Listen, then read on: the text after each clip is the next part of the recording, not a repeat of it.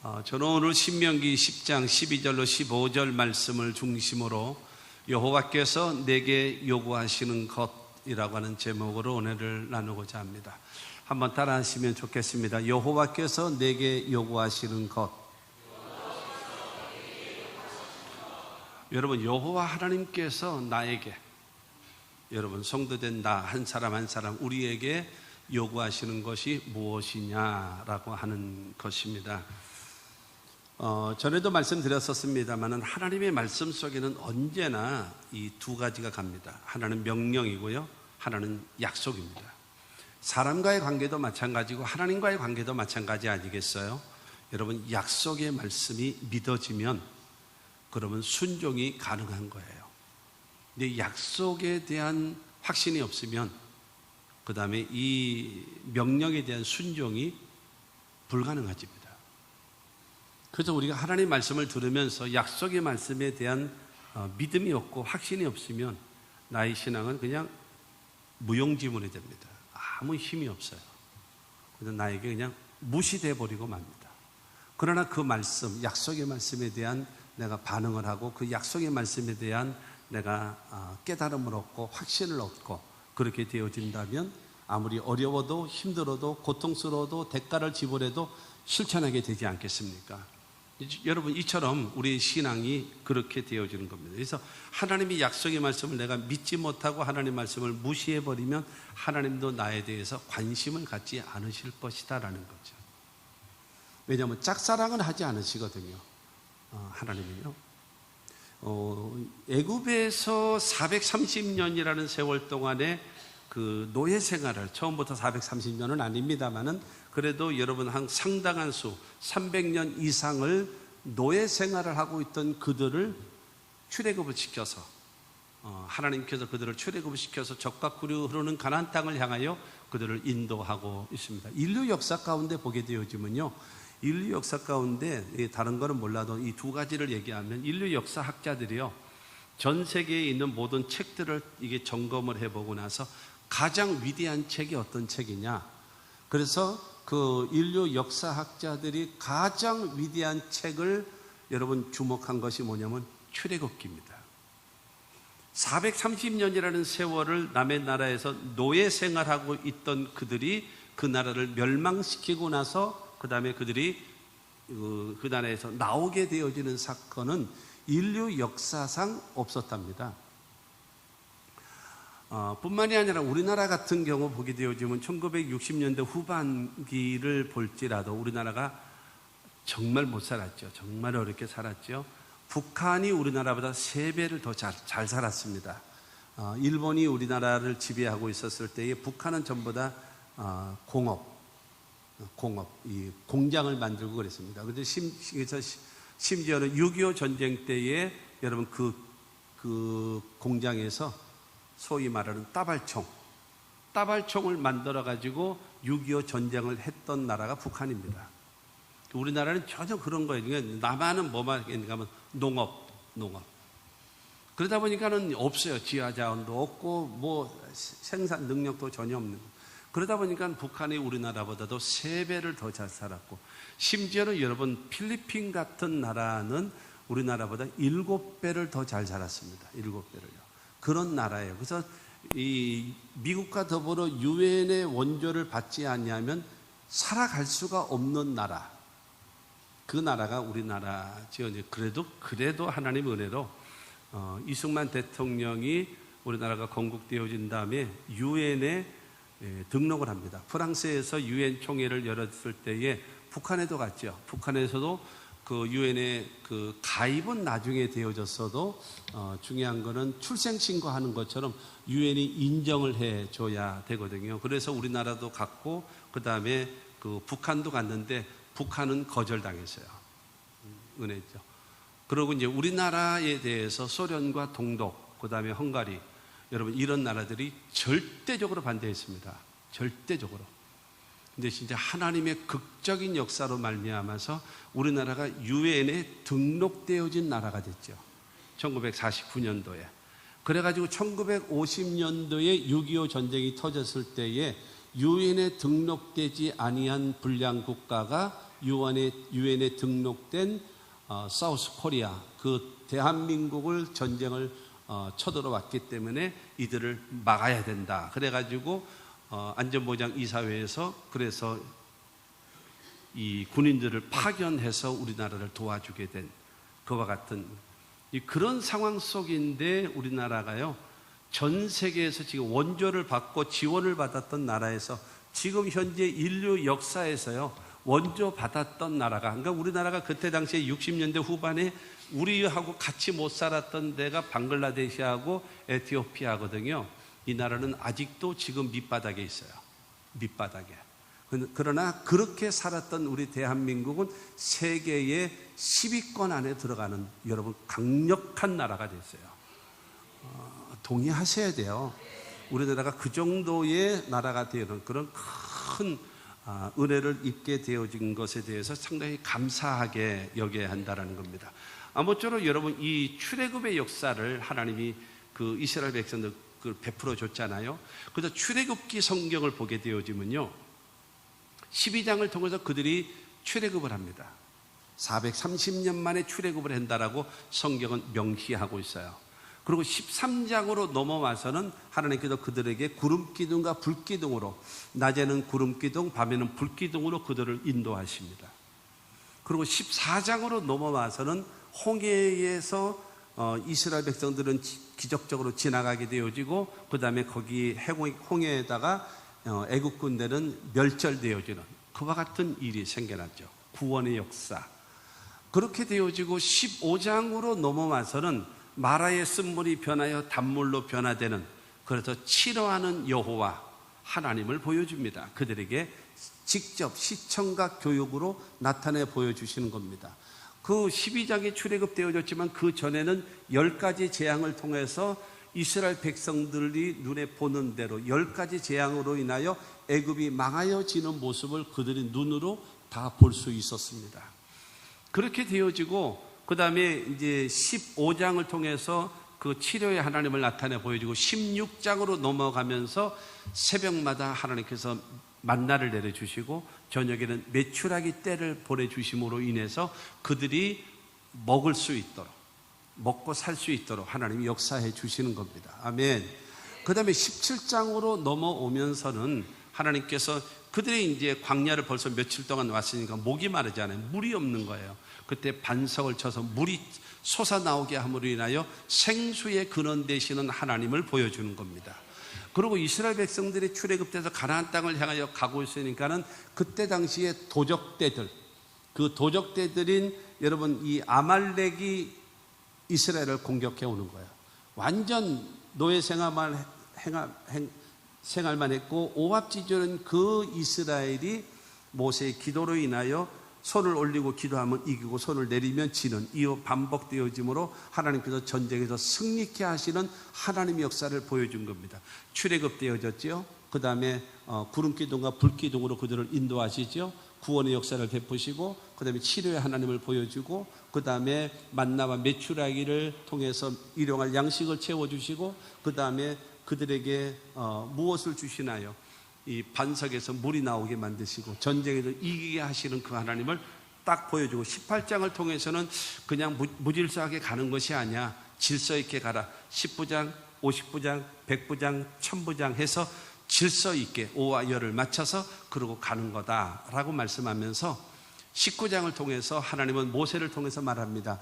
이스라엘 백성들아 나하고 언약을 맺을래? 하고 묻는 거예요. 그러면서 언약의 조건을 탁 제시합니다. 제시한 것이 뭐냐면은 출애굽기 19장 5절과 6절 말씀입니다. 세계가 다 내게 속하였나니 너희가 내 말을 잘 듣고 내 언약을 지키면, 하나님께서 원하시는 여러분 조건은 딱 그겁니다. 잘 듣고, 내 말을 잘 듣고, 두 번째로 내 언약을 지키면 이라는 거예요.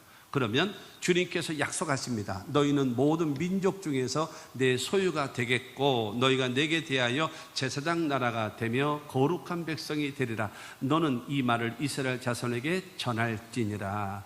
내 말을 잘 듣고 그 다음에 내가 한 말은 언약이니까 이 말씀에 네가 지키고 행하게 되어지면 첫째로 너희는 내 소유가 될 것이다. 두 번째로 너희들은 내게 대하여 제사장 나라가 되어져서 나를 섬길 수 있고 예배할 수 있고 기도할 수 있는 자격과 특권을 줄 것이고, 세 번째로 거룩한 백성이 되게 해서 저렇게 약한 나라, 무기력한 나라, 무능한 나라, 저 나라가 어떻게 이길까라고 할 때에 하나님께서 너희를 높여주시고 이기게 하시고 승리케 하시는 거룩한 백성이 되게 하겠다라는 거예요. 그러면서 모세에게 이것을 이스라엘 백성들에게 가서 전하라. 그러니까 모세가 여러분 장로들과 함께 그 이스라엘 백성들을 모아놓고 나서 하나님이 말씀을 듣고 순종하면 그러면 우리를 소유가 되게 하시고 제사장 나라가 되게 하시고 거룩한 백성이 되겠다라고 하시는데, 여러분 어떻게 생각하십니까? 라고 얘기할 때에 우리가 그 말씀을 다 준행하겠습니다. 그래서 하니까는 우리도 동의합니다 라고 하니까 제청합니다, 제청합니다, 제청합니다. 모든 국민들이 다 제청을 하는 거예요. 그래서 19장을 통해 가지고 지금 하나님과 이스라엘에서 언약 관계가 딱 이루어집니다. 너는 내 말을 듣고 내 말에 순종하라. 그럼 내가 내 소유가 되고 그 다음에 나를 섬길 수 있는 제사장 나라뿐만이 아니라 너희들은 거룩한 백성이 되어질 것이다. 이 언약이 딱 맺어진 다음에 모세를 부르시는 거예요.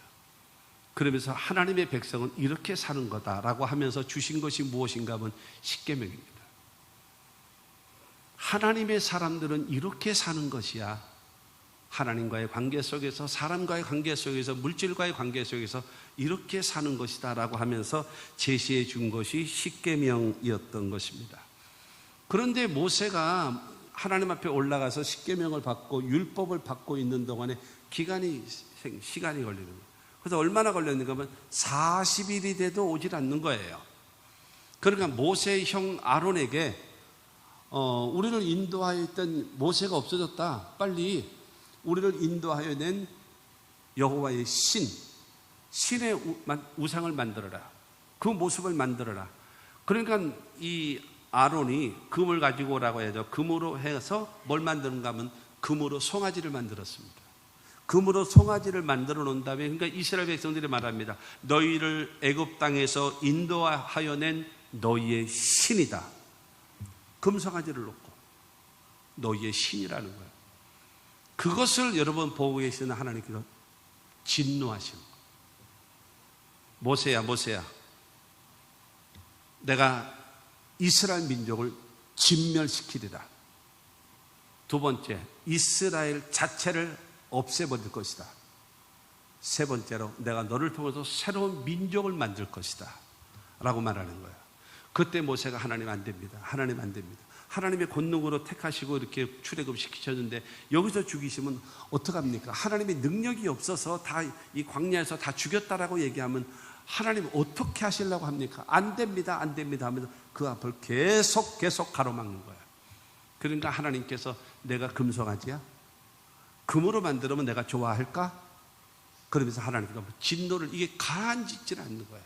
그러니까 마지막에는 여러분 이 모세가 만약에 이스라엘 백성들을 용서하지 않으신다면 제 이름도 생명책에서 지워주십시오. 나도 멸망하기를 원합니다 라고 얘기해요. 그러자 하나님의 진노가 멈춰버리는 거예요. 그리고 스톱되어지는 겁니다.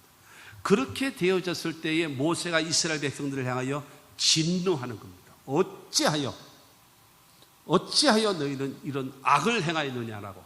왜냐하면 민족 전체가 지금 다 망할 지경이었었거든요. 그때의 이스라엘 백성들을 향해서 말합니다. 여호와의 편에 설 자가 누구냐?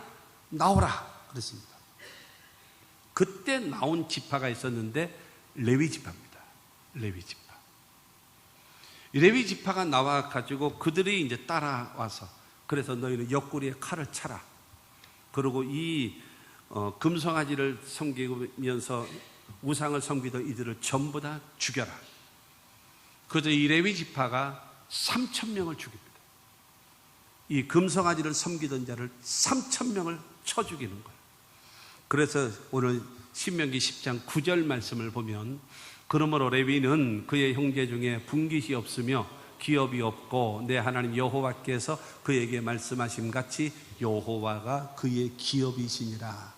여러분, 저 레위 지파는 여러분 내 삶 속에 좀 어렵고 힘들고 고통스러운 것이 반복되어진다면 여러분 잘 들어보세요. 레위 지파는요, 저 레위는 어떤 사람인가 하면 야곱의 세 번째 아들입니다. 세 번째 아들. 그런데 창세기 34장에 동생 디나라고 하는 그 동생이 세겜성 추장에게 강제 이 성폭행을 당하는 사건으로 인하여 세겜성 사람들을 전부 다 멸망시켜 버렸어요. 저 레위가 자기의 종들을 데려가서 전부 다 멸망시켰어요. 그래서 이 야곱은요 레위를 저주했습니다. 12아들에 대해서 쭉 그 예언을 말씀하시면서 레위에 대해서 저주를 내렸어요. 그래서 12지파, 야곱의 12아들이 12지파라가 형성되지 않았습니까? 그런데 11번째 아들인 요셉을 장자로 하면서 장자의 여러분 오는 축복이 뭐냐면 다른 형제보다 갑절의 복을 받거든요. 그래가지고 11번째 아들 요셉을 장자로 세웠어요. 그렇게 되어지니까 이 요셉의 두 아들 므낫세와 에브라임이 큰 아버지의 대열에 올라가는 거예요. 12아들에. 그래서 요셉이 빠지죠. 요셉이 빠지고 자기 두 아들이 올라오죠. 그러면 13아들 아닙니까? 그런데 하나님은 이 레위를 빼버립니다. 그래서 이스라엘의 12지파 속에 레위 지파는 없습니다. 그냥 빠져버려요. 그 정도로 저주를 받은 거예요. 그런데 여러분 금송아지 사건이 있었을 때에 여호와의 편에 설 자가 있으면 나오라 그럴 때에 그때 나간 사람들이 레위 지파 사람들이에요. 그러고 나서 여러분 악을 제하면서 이스라엘이 멸망할 상황에서 여러분 지켜줬고 막아줬던 사람들이 누구냐? 바로 레위 지파거든요. 그렇기 때문에 하나님께서 모세를 통해서 말씀하십니다. 그들에게는 분깃도 없고 그들에게는 기업도 없다. 그러나 그들은 하나님을 섬기는 하나님이 그의 기업이다라는 거예요. 사랑하는 성도 여러분, 나는요 지질이 복이 없어요. 뭐도 해도 안 되고 이것도 해도 안 되고 저렇게도 안 되고 울어도 안 되고 힘써도 안 되고 안 돼요. 다 나는 어떻게 해야 되나요? 사랑하는 성도 여러분, 하나님을 섬기십시오. 그러면 하나님이 여러분의 기업이 되실 겁니다. 여러분, 그래서 놀라운 축복을 받고, 그래서 모세와 여러분 아론, 그들이 전부 다 뭐예요? 레위 지파죠. 레위 지파. 그리고 그 아론의 아들들이 이스라엘의 역대 전부 다 대제사장들이 되어지고, 제사장들이 레위 지파에서만 계속적으로 이어올 수 있는 엄청난 특권을 받은 사람들이 레위 지파입니다. 12지파가 여러분 땅을 가나안 땅에 들어간 다음에 다 배분해 줬잖아요. 그러나 레위는 안 줬어요. 그런데 그 레위는 안 줘가지고 그 레위 지파를 전부 다 또 다 그 족속별로 찢어가지고 12지파에다 다 배분해 줬어요. 그래서 거기서 회당에서 예배하게 만들고 기도하게 만들고 찬양하게 만들고 하나님 말씀 배우게 만들고 그 일을 해준 사람이 누구냐? 레위 지파라는 거예요. 그래서 12지파들이 얻은 모든 수입의 11조를 레위 지파에게 줘서, 그래서 살 수 있도록. 자, 생각해 보세요. 오해하지 마시고 들어보세요. 이 12지파들은요 열을 벌었잖아요. 열을 벌은 다음에 11조를 내면은 뭐를 갖고 살아요? 아홉을 갖고 살잖아요. 아홉. 그런데 중요한 거는 이 레위 지파는 12지파가 내는 11조를 받으니까 몇을 갖고 살아요? 12를 갖고 산다니까. 계산이 복잡해지나요? 그러나 그걸 다 갖는 것이 아니라 하나님께 제사하고 예배하고 하나님을 섬기는 일에 크게 쓰임 받는 것인데, 하나님을 섬기는 레위 지파, 완전히 버림받은 사람인데 하나님의 열심을 가지고 주 앞에 충성했더니 하나님이 그렇게 세우시는 겁니다.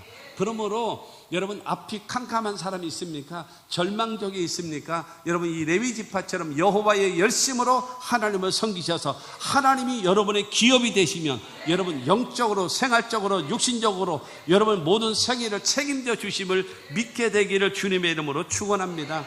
그러면서 10절 말씀을 보면 10절에 내가 처음과 같이 40주 40야를 산에 머물렀고 그때에도 여호와께서 내 말을 들으사 나를 참아 멸하지 아니하시고. 저 말이 무슨 말이에요? 이스라엘 백성들, 하나님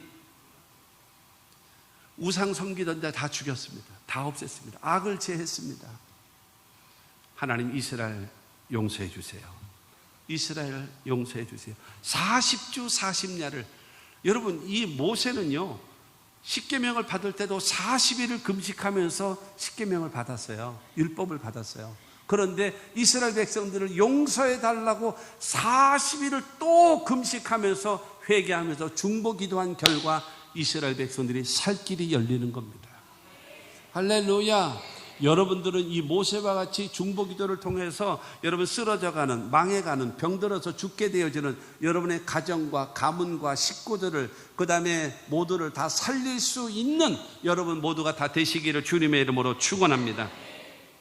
그래도 오늘 본문 말씀을 통해서 하나님은 모세를 통해서 말합니다. 14절 말씀을 보면 14절에 하늘과 모든 하늘의 하늘과 땅과 그 위의 만물은 본래 내 하나님 여호와께 속한 것이로되, 이 모든 하늘과 모든 하늘의 하늘, 땅과 이 모든 우주를 누구 거예요? 하나님의 것이라는 거예요. 하나님이 만드셨다라는 거예요. 하나님께 속했다라는 거예요. 할렐루야. 여러분, 이 지구가 여러분 끈에 매달려 있습니까? 그게 아니잖아요. 그야말로 공중에 떠 있잖아요. 공중에 떠 있잖아요.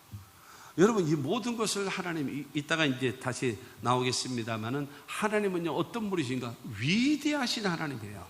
위대하신 하나님. 할렐루야. 그리고 15절 말씀도 봅니다. 15절 말씀 보면 여호와께서 오직 내 조상들을 기뻐하시고 그들을 사랑하사 그들의 후손인 너희를 만민 중에서 택하셨음이 오늘과 같으니라. 너희 조상들을 사랑하셨기 때문에 가나안 땅을 약속하시고 약속한 땅을 너희들을 용서했으니 내가 너희를 인도할 것이야. 하나님 약속하시는 겁니다. 할렐루야. 여러분, 우리 모두 그야말로 이렇게 이 모세와 같이 피스메이커가 돼서 서로 화목한 사람들 만드는 그와 같은 사람이 되어지고 하나님의 축복을 받을 수 있을 그와 같은 하나님의 사람들이 다 되시기를 주님의 이름으로 축원합니다. 그러면서 오늘 본문 말씀은 12절입니다. 12절에 보면 이스라엘아 내 하나님 여호와께서 내게 요구하시는 것이 무엇이냐? 하나님께서 너에게 요구하시는 것이 있다. 족과 꿀이 흐르는 가나안 땅을 너희들은 죽어야 돼. 너희들은 망했어야 돼. 너희들은 멸절됐어야 돼. 그런데 모세를 통해서 너희들은 살게 된 거야.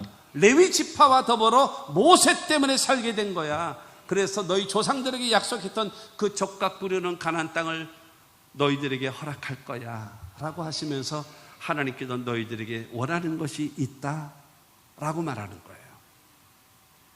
저와 여러분들은 예수를 구주로 영접하고 하나님의 여러분 자녀가 되어진 하나님의 백성된 성도된 우리는, 그리고 여러분 족과 꿀이 흐르는 가나안 땅과 같은 영원한 천국을 바라보는 저와 여러분들은, 그리고 하나님께서 나에게 약속하신 그 축복의 땅을 바라보고 소원하고 기도하고 있는 여러분들은 여호와께서 내게 요구하시는 것이 무엇인지를 들으셔야 합니다.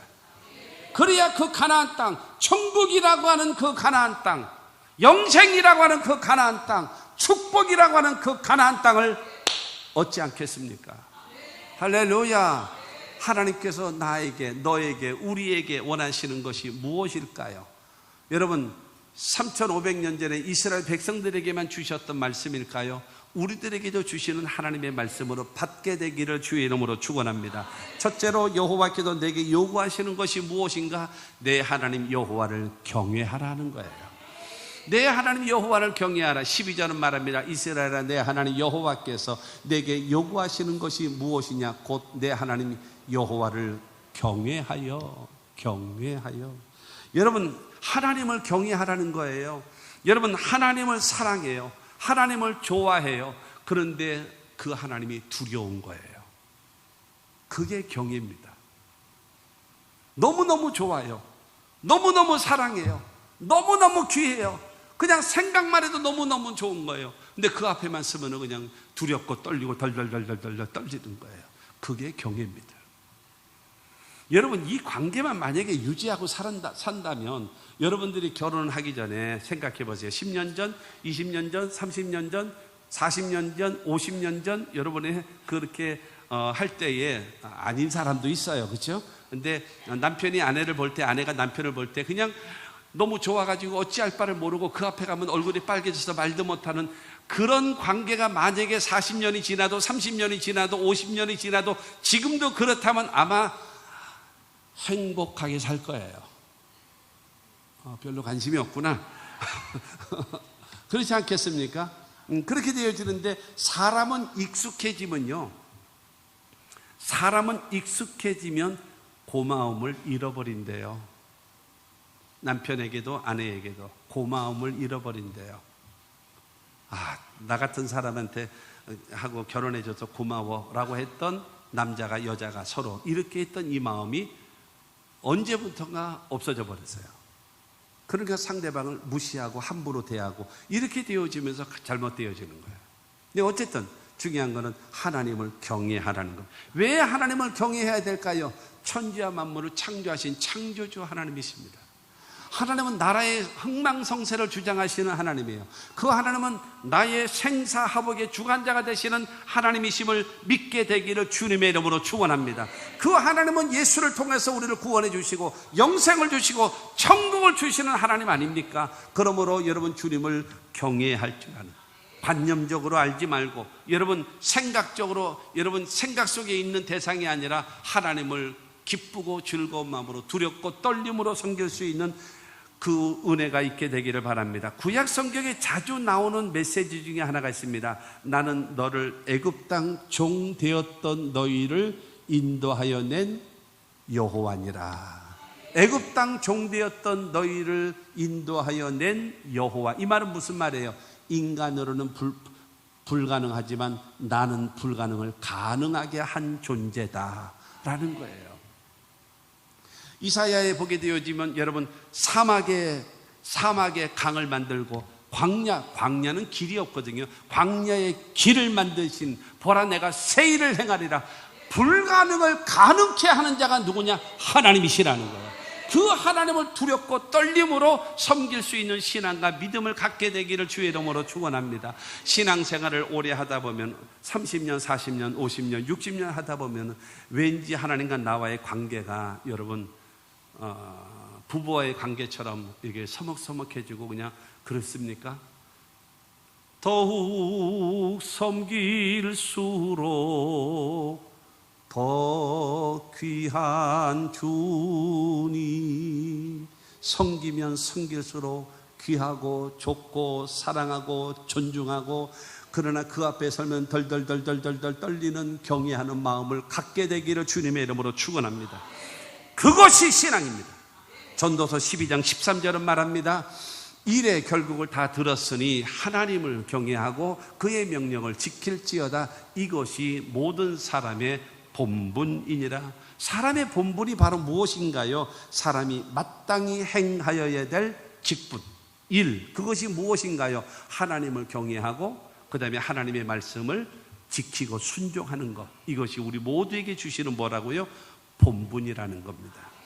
시편 128편을 보게 되어지면 그것은요 전체가 여호와를 경외하는 자에게 주시는 축복인 것입니다. 내 손이 수고한 대로 먹을 것이다. 내가 복되고 형통하리로다 말씀하시고 내 아내가 복을 받고 내 자녀가 복을 받으리라 말씀하고 나서 여러분 시편 128편 4절로 6절 말씀을 보면 여호와를 경외하는 자는 이같이 복을 얻으리로다. 여호와께서 시온에서 내게 복을 주실지어다. 너는 평생에 예루살렘의 번영을 보며 내 자식의 자식을 볼지어다. 이스라엘에게 평강이 있을지로다. 여러분 여호와를 경외하는 것이 마땅한 본분인데 그 여호와 하나님을 경외하면 하나님께서 우리들에게 손으로 하는 것마다 복을 주시고 가정 위에 복을 주시고 장수 위에 복을 주시고 여러분 교회 위에 복을 주시고 여러분 자식의 보는 장수의 복까지 주신다라고 성경은 말씀하고 있는 겁니다. 하나님을 경외하십시오. 그것을 하나님이 우리들에게 원하고 있다라고 하는 것입니다. 두 번째로 하나님의 모든 도를 행하라는 겁니다. 하나님의 모든 도. 12절 말씀을 보면 이스라엘의 내 하나님 여호와께서 내게 요구하시는 것이 무엇이냐? 그의 모든 도를 행하고 모든 도를 행하고. 여러분 모든 도를 행한다라는 말은 무슨 말이겠습니까? 길, 주님이 원하시는 길, 하나님이 원하시는 그 길을 가라는 거예요. 여러분 길이라고 하는 것은 그렇잖아요. 내가 가고 싶은 길이 있고 가야 할 길이 있어요. 근데 가고 싶은 길을 가지 말고 하나님이 원하시는 길을 가라. 그것을 말씀하고 있는 것입니다. 내가 가고자 하는 것은요, 욕망입니다. 근데 주님이 가라고 하시는 그 길은요, 사명인 것입니다. 그러므로 사랑하는 성도 여러분, 사명을 따라 살아가게 되어지면요, 하나님께서 저와 여러분들의 생애를 반드시 책임져 주심을 믿으시기 바랍니다. 그래서 성경은 예수님 말씀하지 않습니까? 좁은 문으로 들어가라. 많은 사람들이 넓은 문으로 가다가 많은 사람이 멸망의 길로 빠진다. 그런데 우리는 문제는 어디에 있느냐 하면은, 나 좁은 문으로 들어왔어요. 예수를 믿고 하나님을 섬기며 좁은 문으로 들어왔어요. 그러면 좁은 문으로 들어왔으면 좁은 길로 계속 가야 되는데, 좁은 길로 들어와 놓고 나서는 넓은 길로 가기를 원합니다. 넓은 길, 쾌락의 길, 즐거움의 길, 행복의 길, 부자의 길, 즐거움의 길, 이 길을 가기를 원합니다. 그 길을 따라가다가 결국에는 멸망하는 거예요. 복음성가 가사처럼 좁은 문, 좁은 길, 나의 십자가 지고 나의 가는 이 길 끝에서 나는 주님을 보리라. 영광의 내 주님 나를 맞아 주시리. 좁은 문을 가서 좁은 길로 가서, 여러분, 나의 십자가를 지고 그 길을 가서 나의 가는 이 길 끝에서 주님을 만나게 되어지면, 잘했다, 수고했다, 착하가 충성된 종아 하면서 우리를 맞아주시는 그 은혜를 힘입는 것이 행복인 겁니다. 할렐루야. 좁은 길로 와놓고 자꾸 넓은 길을 자꾸 바라보는 거예요. 넓은 길을 생각하는 거예요. 넓은 길, 넓은 길, 넓은 길 가다가 멸망으로 빠져버리는 거예요. 하나님이 원하시는 그 길을 가야 되는데요, 신명기 5장 33절은 우리에게 말합니다. 너희 하나님 여호와께서 너희에게 명령하신 모든 도를 행하라. 그리하면 너희가 살 것이요 복이 너희에게 있을 것이며 너희가 차지한 땅에서 너희의 날이 길리라. 하나님이 원하시는 그 길을 가라. 그러면 너희가 살게 된다. 복이 너희에게 임할 것이다. 네가 차지했던 가나안 땅에서 오랜 세월 동안에 살 수 있도록 하나님께도 지켜주신다는 거예요. 할렐루야. 여러분, 주님이 원하시는 그 길을 향하여 나아가는 것입니다. 하나님을 믿고 따라가세요. 이사야 55장 8절과 9절에 말합니다. 이는 내 생각이 너희 생각과 다르며 내 길은 너희 길과 다름이니라. 여호와의 말씀이니라. 이는 하늘이 땅보다 높음 같이 내 길은 너희의 길보다 높으며 내 생각은 너희의 생각보다 높음이니라. 여러분, 우리의 생각과 하나님의 생각이 얼마나 다를까요? 여러분, 우리의 길과 하나님의 길이 얼마나 여러분 차이가 있을까요? 여러분, 그런다 그러네요. 과학자들이 말을 하는 말이에요. 여러분, 우리가 밤하늘에 보면은 저 하늘에 별이 보이잖아요. 반짝하고 있는 별. 그 별하고 나하고 거리가 얼마나 될까요? 내가 밤에 반짝거리는 저 별 하나를 봤는데 그 별하고 나하고 거리가 얼마가 될까요? 그 과학자들은 말합니다. 똑딱 1초 똑딱 하는 순간에 지구가 한 이 둘레가 4만 킬로네요. 4만 킬로래요. 이거를 7바퀴 반을 도는 속도로 1억 년을 가야지만이 반짝거리는 그 빛을 만날 수 있대요. 뭔 얘기를 해야 놀라시죠? 우리가 하늘에서 보여주는 저 별이요, 똑딱하는 1초의 지구를 7바퀴 반을 도는 속도로 1억 년을 가야지만이 1억 광년입니다. 그것이 1억 년을 가야지만이 그 별에 도착할 수 있다라고 하는 하나님은 그것을 말씀으로 만드신 하나님이라는 거예요. 그 하나님의 생각이, 여러분, 하나님의 길이 우리 길하고 다르겠습니까? 차원이 다르잖아요. 1부, 2부 때도 얘기했으니까. 여러분, 진흙이 큰 한 차로 있어요. 한 차, 진흙. 그냥 한 차가 왔어요. 이걸 만들려고 그러면 어린아이들 뭐 만들겠어요? 자동차 만들고 집 만들고 그 다음에 뭐 사람 만들고, 이게 만들지 않겠습니까? 진흙으로 만들지 않겠습니까? 근데 또 한 트럭으로 이제 진흙을 갖다 놨는데 도예가들은요, 뭘 만들어요? 그것을 통해 가지고요, 여러분 도자기도 만들고 밥그릇도 만들고 아주 귀한 그릇을 만든대요, 도예가들은요. 그러나 과학자들은요, 뭘 만드는가? 그 진흙에서요, 그 성분을 뽑아내 가지고 끄집어내서 우리가 쓰는 핸드폰, 컴퓨터, 반도칩을 만든대요. 똑같은 진흙을 놓고 어떤 사람들은 여러분 진흙으로 사람을 만들고 자동차를 만들고 비행기를 만드는 그 수준, 어떤 사람은 도자기를 만들고 밥그릇을 만드는 수준, 어떤 사람은 반도칩을 만드는 수준, 어떤 수준이 난가요? 누가 누구를 따라가야 되겠습니까? 반도칩을 만드는 사람이 자동차 만드는 여러분 그 사람을 따라가야 되겠습니까? 그렇지 않겠어요? 하나님의 길을 따라가는 거예요. 모르면서 아는 척하면서 가는 것이 아니라 하나님의 말씀 따라 순종하며 살아가게 되어지면 우리 삶 속에 부족함이 없는 길로 하나님이 인도하심을 믿으시기를 주의 이름으로 축원합니다. 세 번째로 하나님을 사랑하라는 거예요. 첫째로는 하나님을 경외하라. 두 번째로는 하나님의 모든 길을 따라가라. 그 다음에 세 번째가 하나님을 사랑하라. 12절을 말하잖아요. 그를 사랑하며. 이스라엘아, 내 하나님 여호와께서 내게 요구하시는 것이 무엇이냐? 그를 사랑하며. 하나님을 사랑하라는 겁니다. 하나님과 연합하라는 것입니다. 여러분, 우리가 왜 하나님을 사랑해야 될까요? 하나님이 나를 사랑하시기 때문에 나도 또한 하나님을 사랑하는 것입니다. 예수님 말씀하지 않습니까? 마태복음 22장 37절 38절 말씀을 보면 예수께서 이르시되 내 마음을 다하고 목숨을 다하고 뜻을 다하여 주 너희 하나님을 사랑하라 하셨으니 이것이 크고 첫째 되는 계명이요. 우리가 여러분 하나님을 향하여서 여러분 마음을 다하고 목숨을 다하고 뜻을 다해서 하나님을 사랑하는 것이 내 인생에 있어서 가장, 아까 하나님을 경외하는 것이 모든 사람의 본분이라고 했던 것처럼 마치 본분과 같이 제일 중요한 것이 하나님을 사랑하는 겁니다. 마음을 다하고 목숨을 다하고 뜻을 다하여 하나님을 사랑하는 것. 왜냐하면 그 하나님이 나를 사랑하시기 때문에 나도 또한 주님을 사랑하는 겁니다. 마음과 정성을 다하여 주님을 사랑하시는 우리 모두가 되기를 주님의 이름으로 축원합니다.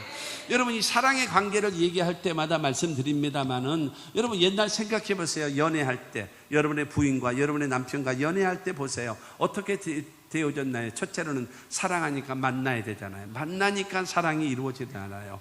여러분, 사랑하는 사람은 만나야 됩니다. 만나지 않고 사랑이 가능하냐? 불가능합니다. 만나야 돼요. 두 번째로, 만나기만 하면 너 나 사랑하지? 나도 너 사랑해. 그리고 입 딱 다물고 있으면 되나요? 아니죠. 사랑하는 사람을 만났으면 두 번째는 대화합니다. 이 소리 저 소리 별소리, 정할 말 없으면 드라마 얘기까지 하면서 여러분 말을, 근데 우리가 살면서 지금 말이 없어졌는데요, 그거는 사랑이 식어져서 그래요. 사랑하면 말하게 되어 있습니다. 그렇지 않겠습니까? 세 번째로, 사랑하면 뭐가 되어지나요? 상대가 이뻐 보이고 멋있어 보이고 웃기지도 않는데 웃긴다 그러고 잘한다 그러고 막 칭찬해주고 격려해주고 높여줘요. 그래가지고 여러분 결혼해 준 거 아니겠습니까? 너는 어째 이 모양으로 생겼냐? 이러는데 결혼해 주는 사람이 있습니까? 아니잖아요. 다 칭찬해주고 잘한다 그러고 박수 쳐주고 좋아하니까는 이게 진짜인 줄 알고 그러고 결혼해서 살았잖아요. 그러니까는 만나야 되고 대화해야 되고 상대방을 칭찬하고 높여주는 겁니다. 그 다음에 네 번째로, 난 내가 좋아하는 일이다면 뭐든지 해주는 거예요. 그를 위해서 수고하고 헌신하는 겁니다. 그리고 다섯 번째는요, 뭐예요? 열매 맺는 겁니다. 열매가 뭐였습니까? 아니야. 만나는 거, 대화하는 거, 칭찬은 이것 갖고 안 돼. 우리 같이 살자. 같이 살아서 열매 맺는 것이 뭐예요? 가정을 이루고 자식을 낳는 것이, 그것이 열매 아니겠습니까? 하나님을 사랑한다면 첫째로 예배를 통해서 만나야지요. 내가 하나님을 사랑합니다. 근데 예배는 안 드려요. 그건 새빨간 거짓말입니다. 하나님을 사랑한다면 영이신 하나님을 만나는 비결은 예배밖에 없습니다. 예배를 통해서 만나야죠. 내가 하나님 앞에 여러분 예배를 통해서 주님과 만남이 있어졌으면 그 다음에 뭐가 있어야지? 대화가 이루어져. 대화가 바로 무엇입니까? 내 말이 상대방에게 가야 되고 상대방의 말이 나에게 와야 되잖아요. 내가 상대방에게 말하는 것이, 그것이 하나님께 말하는 것이 기도고, 하나님께서 내게 말씀하시는 것이 설교입니다.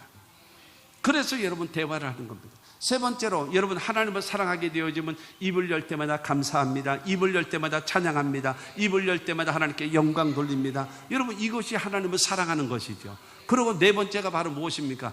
주님이 원하시는 길이라면 내 마음을 드리고 시간을 드리고 정성을 드리고 물질을 들여서 여러분 봉사하고 헌신하고 충성하는 것. 할렐루야. 이것이 사랑이에요. 그 다음에 여러분 사랑에는 열매가 맺어져야죠. 그 열매가 바로 무엇입니까? 나 같은 죄인도 구원시켜 주셨으니 구원받지 못한 우리 부모님, 구원받지 못한 우리 자녀들, 구원받지 못한 우리 친척들, 구원받지 못한 친구들 주님께로 인도하는 게 이게 여러분 영적인 열매 아니겠습니까? 예배를 통해서 만남을 갖고 기도를 통해서 대화를 갖고 감사와 찬송을 통해서 주님을 높여드리고 주님을 몸과 마음과 정성을 다해서 하나님을 섬기고 여러분 영혼구원 전도를 통해서 영혼구원을 통하여 여러분 열매를 맺어지는 하나님을 사랑하는 사랑을 실천할 수 있는 저와 여러분들이 되기를 주의 이름으로 축원합니다.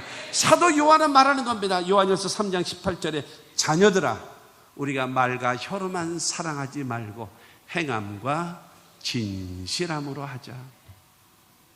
말로만 하는 거는 그 뭐예요? 아무 쓸데없는 거.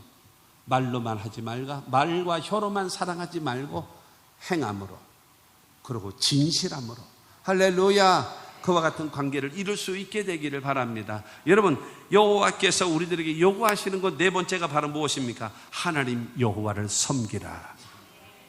12절 말씀 후반에 보게 되어지면 그의 모든 도를 행하고 그를 사랑하며 마음을 다하고 뜻을 다하여 내 하나님 여호와를 섬기고. 다하여서 무엇을 다해요? 여러분 마음을 다하고 뜻을 다하여 하나님을 섬기라는 겁니다. 나의 가지고 있는 모든 재능, 나의 가지고 있는 모든 물질, 내가 가지고 있는 모든 시간, 내가 가지고 있는 모든 재능을 다해서 하나님을 섬길 줄 아는 신앙을 가지라고 성경은 우리에게 말하고 있습니다. 마음을 다하고 뜻을 다하여 하나님을 섬길 수 있는 우리 모두가 되기를 주님의 이름으로 축원합니다. 출애굽기 23장 25절과 26절은 우리에게 말합니다. 내 하나님 여호와를 섬기라. 그리하면 여호와가 너희의 양식과 물의 복을 내리고 너희 중에서 병을 제하리니 내 나라에 낙태하는 자가 없고 임신하지 못하는 자가 없을 것이라. 내가 너희의 날수를 채우리라. 여러분 하나님을 향해서 나의 모든 것을 동원해서 하나님을 섬기게 되어지면요 양식의 복을 주고 물의 복을 내리고 병을 제해 주시고 낙태하는 자가 없게 되어지고 임신하지 못하는 자가 없고 장수의 복까지 주신다라고 성경은 약속하신 겁니다. 그러므로 사랑하는 성도 여러분, 하나님을 섬기십시오. 진정으로, 진심으로. 아까 불렀던 찬송 신자 되기 원합니다. 진심으로 사랑하기를 원합니다. 거룩하기를 원합니다. 예수 닮기 원합니다. 어떻게 해요?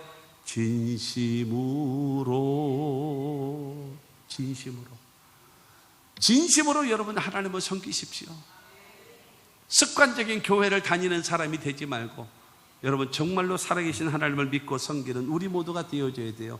마가복음 10장 45절은 말하잖아요. 인자가 온 것은 섬김을 받으려 함이 아니라 도리어 섬기려 하고 자기 목숨을 많은 사람의 대속물로 주려 함이니라.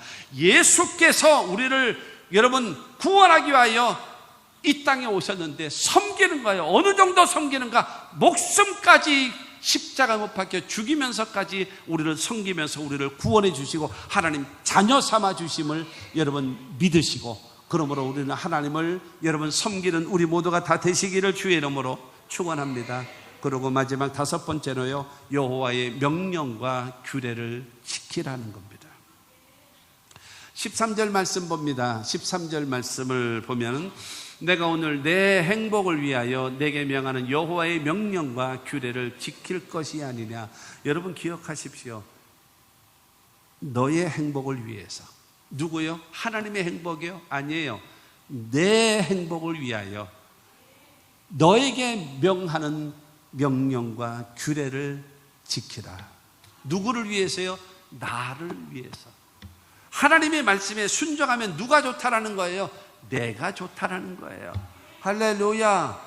여러분, 내가 순종을 했는데 나는 개뿔도 아무것도 없고 하나님만 좋으신다. 그럼 무슨 의미가 있겠습니까? 이게 지속적으로 되겠습니까? 안 되는 거예요. 그런데 중요한 거는 하나님의 말씀에 순종하고 하나님의 말씀에 따르게 되어졌더니 그 모든 것이 다 보니까 다 내게 행복이요, 나의 즐거움이요, 나의 축복이요. 할렐루야. 그러니 기쁜 마음으로 즐거운 마음으로 지속적으로 행하지 않겠습니까? 그러므로 사랑하는 성도 여러분, 하나님의 말씀에 명령과 규례를 지켜 행하십시오. 여러분, 명령과 규례를 지키라는 것이 뭐예요? 간단합니다. 하라는 말씀을 하면 돼요. 하지 말라는 말씀은요, 안 하면 돼요. 죄가 뭐냐? 하라는데 안 하는 게 죄고요, 하지 말라고 하는데 하는 게 죄입니다. 성도 여러분, 기억하십시오. 하지 말라고 한 것을 한 것이 죄입니다. 근데 그거는 초신자들입니다. 그러면 하나님 앞에 직분을 받고 몇십 년을 신앙생활하고 하나님을 섬기던 여러분들에게 죄가 뭔지 아십니까? 해야 할 일을 하지 않는 것이 죄입니다. 여러분들은 하지 말라고 하시는 것에 대해서 여러분, 내가 행했는데 큰일 났네, 심장 뛰는 거 그거 하지 마시고 주님이 하라고 하셨는데 하지 않은 거에 대해서 죄책감을 가지십시오. 내게 직분을 받았는데 직분 값을 못한다면, 나에게 사명이 있는데 사명 값을 못한다면 내가 어떡할까? 그거를 봐야죠. 내일이 우리 이제 총회 우리 신학교하고 대학원 시험이에요. 2시험. 근데 그 시험 중에 이제 세 번째 마지막 문제가 있습니다. 하나님께서 너에게 주신 사명과 직분이 뭐냐?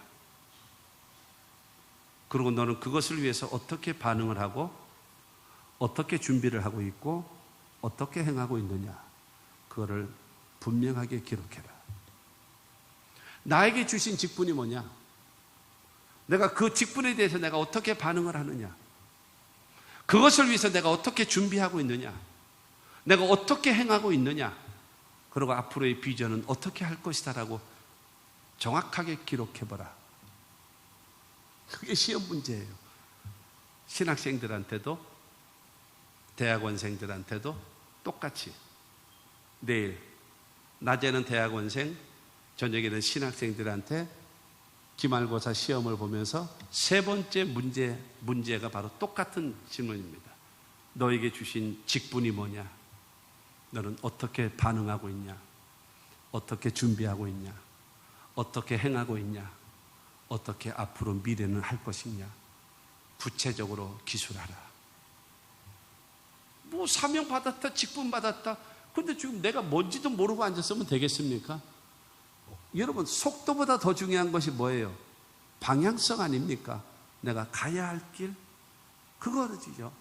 그러므로 사랑하는 성도 여러분, 하나님의 말씀이, 내가 다시 말씀드립니다. 하지 말라고 한 것에 했음으로 인하여 여러분 고민하고 있습니까? 그 고민 회개하고 버리세요.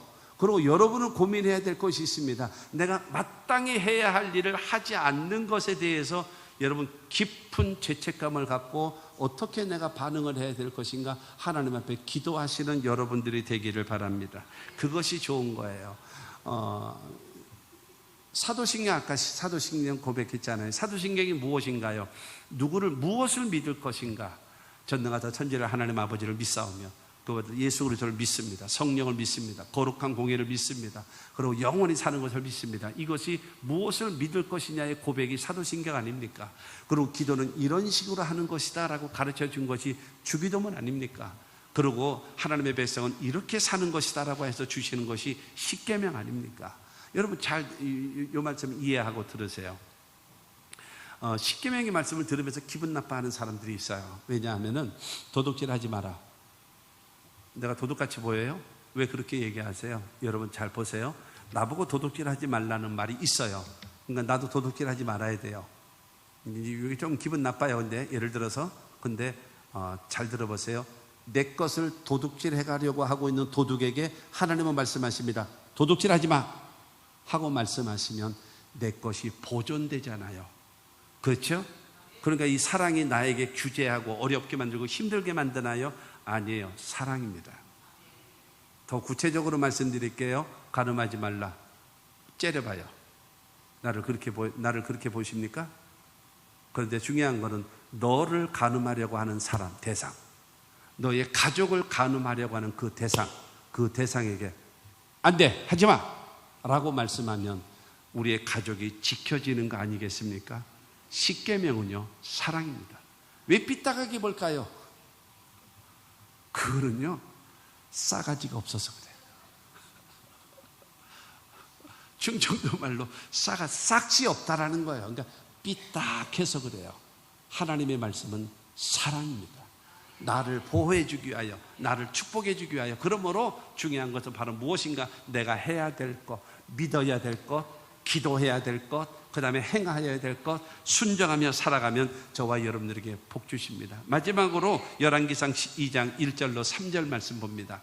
다윗이 죽을 날이 임박하며 그의 아들 솔로몬에게 명령하여 이르되 내가 이제 세상 모든 사람이 가는 길로 가게 되었노니 너는 힘써 대장부가 되고 내 하나님 여호와의 명령을 지켜 그 길로 행하여 그의 법률과 계명과 율례와 증거를 모세의 율법에 기록된 대로 지키라. 그리하면 내가 무엇을 하든지 어디로 가든지 형통할지라. 아버지가 죽으면서 아들에게 유언으로 하는 것이 여호와의 명령을 지켜서 그 길을 행하라. 법률, 계명, 율례, 증거, 모세의 율법 기록된 대로 순종하면 하나님께서 네가 무엇을 하든지 어디로 가든지 하나님 너를 형통하게 하실 것이야. 멋있잖아요. 이렇게 자식들을 가르칠 수 있어야 되지 않겠습니까? 그래야 대를 이어서 하나님을 섬기는 그와 같은 가정이요 가문이 될 줄로 믿습니다. 여러분, 인류의 역사는요 번영의 시대와 쇠퇴의 세대가 있답니다. 번영의 시대, 쇠퇴의 시대. 번영과 쇠퇴의 시대의 중간에 항상 인간이 있어요. 인간이 어떠하냐에 따라서 번영의 시대로 나아가기도 하고 쇠퇴의 시대로 나아가기도 합니다. 여러분, 끊임없이 변화되어지고 끊임없이 새로워지고 끊임없이 말씀에 순종하며 살아가게 되어지면 그 개인도 가정도 교회도 국가도 번영의 길로 가게 될 것이고, 그러나 변질되어지면 쇠퇴의 길로 내 개인도 가정도 교회도 국가도 쇠퇴의 길로 갈 수밖에 없는 것이 누구에게 달려있어요? 나에게 달려있습니다. 결론적으로 말씀드립니다. 여호와께서 내게 요구하시는 것이 무엇인가요? 하나님께서 적과 꾸려는 가나안 땅을 바라보고 나아가는 저와 여러분들에게 원하시는 것이 무엇인가요? 첫째로 내 하나님 여호와를 경외하라. 두 번째로 하나님의 모든 도를 행하라. 세 번째로는 하나님을 사랑하라. 네 번째로는 하나님을 섬기라. 다섯 번째로는 여호와의 명령과 규례를 지키라 말씀하시는 겁니다. 오늘 12절이잖아요. 12절부터 15절이잖아요. 11절 말씀을 봅니다. 여호와께서 내게 이르시되 일어나서 백성보다 먼저 길을 떠나라. 내가 그들에게 주리라고 그들이 조상들에게 맹세한 땅에 그들이 들어가서 그것을 차지하리라 하셨느니라. 사랑하는 성도 여러분, 우상 섬기던 그들을 용서하고 적과 꿀이 흐르는 가나안 땅을, 너희 조상들에게 약속했던 그 땅을 내가 너희에게 줄 것이다, 가라 말씀하시면서 하나님이 너희에게 요구하시는 것이 있다. 나를 경외해. 내가 원하는 길로 가. 나를 사랑하라. 나를 섬기라. 내 명령에 순종하라. 그러면 약속한 가나안 땅을 얻게 할 것이다. 여러분, 가나안 외치다가 광야에서 죽는 어리석은 자가 되지 말고 끝까지 가나안에 입성합시다. 정복합시다. 그와 같은 은혜가 있게 되기를 주의 이름으로 축원합니다.